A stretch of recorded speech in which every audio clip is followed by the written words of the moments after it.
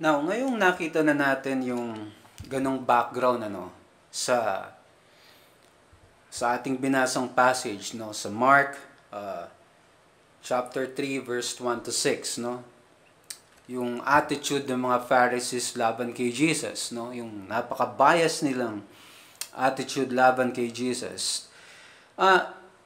Doon natin makikita yung destructive na impact sa ating buhay ng pagiging bias. Now, maganda itong senaryong ito or tagpong ito na binasa natin sa Mark chapter 3 verse 1 to 6 na paalala sa atin or observation sa kung ano yung hindi magandang naidudulot kapag tayo ay bias. Now, isa lamang itong tagpo or example na pwede nating paghugutan kung ano yung nagagawa ng bias sa ating isipan, sa ating puso, sa ating aksyon. Okay. Now, tatlong bagay. Of course, tatlong bagay naman So, tingnan natin ang destruktibong epekto ng bias sa ating judgment or conclusion. Okay, Judgment, conclusion, maging sa ating action, maging sa ating reaction, attitude. Yun. Now, kung babalikan natin ang verse 1 and 2, ang bias ay parang ganito kumbaga parang ganito. May pader. Imagine mo na mayroong isang pader. Alam ko madalas to na maging illustration Pero imagine mo na mayroong isang pader na pinturado ng napakagandang puti. Yun. Talagang wow. Ayos na ayos yung pagkakapintura. Tawag dito, well-coated, parang ganon. Fully furnished.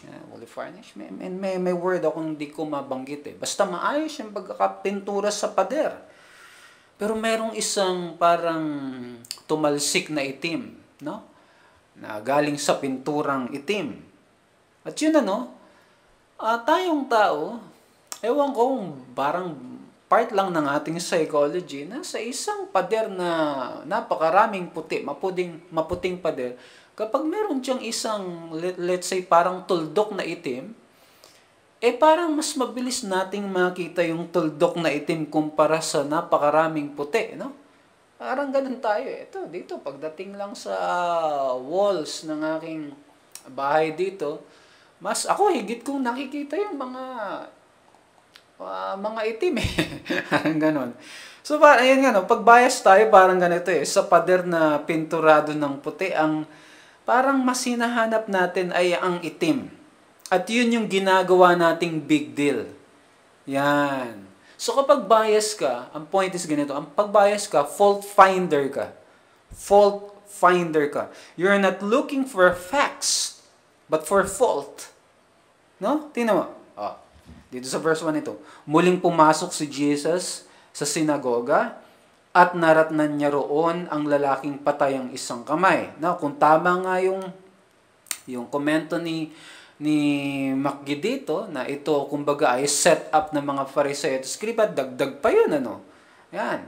Kaya binantayan si Jesus ng mga taong naroon. Kaya binantayan siya, minatyagan siya upang tingnan kung pagagalingin niya ang lalaking iyon sa araw ng pamamahinga. Pero ano yung purpose ng kanilang watching? Ng kanilang searching or examination or observation sa moment na yun? What's the purpose? According sa talata, according sa salaysay ni Marcos, para may maiparatang sila sa kanya.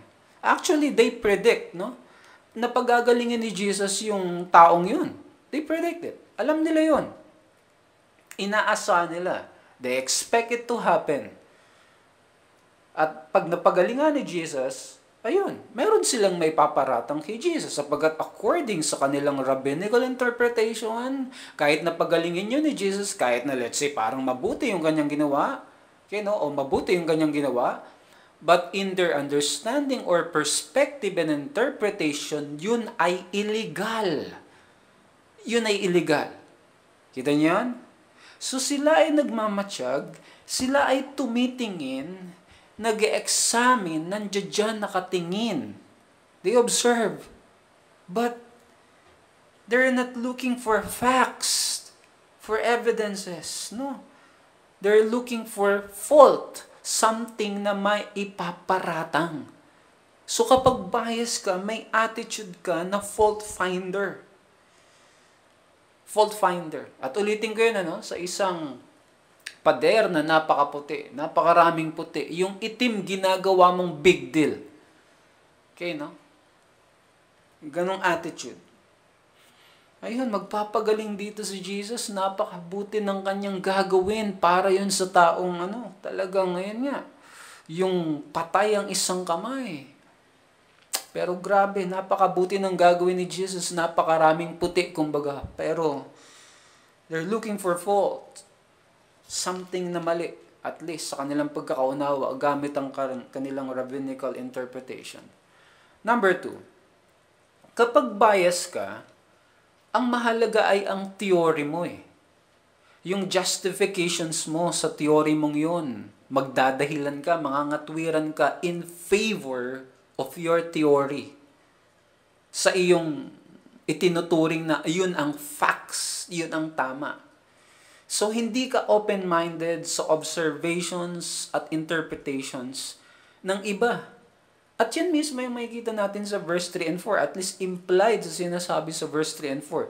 Tinawag ni Jesus ang lalaking patay ang kamay. Halika rito sa unahan. Tinanong niya pagkatapos sa mga tao. That is primary yung mga Pharisees. Okay, may technical problem lang po. Medyo naputol kanina yung sa ating recording. Pero yun, balik tayo dito. So, tinanong ni Jesus pagkatapos sa mga tao, alin ba ang ayon sa kautusan, ang gumawa ng mabuti o gumawa ng masama sa araw ng pamamahinga, magligtas ng buhay o pumatay? Ngunit hindi sila sumagot. So si Jesus nagbigay ng isang kumbaga panibagong interpretation or way ng thinking or perspective na laban na iba sa kanilang perspective, na iba sa kanilang kinagawian or familiar na rabbinical interpretation. Okay, no? Pero yun, hindi sila sumagot. Why?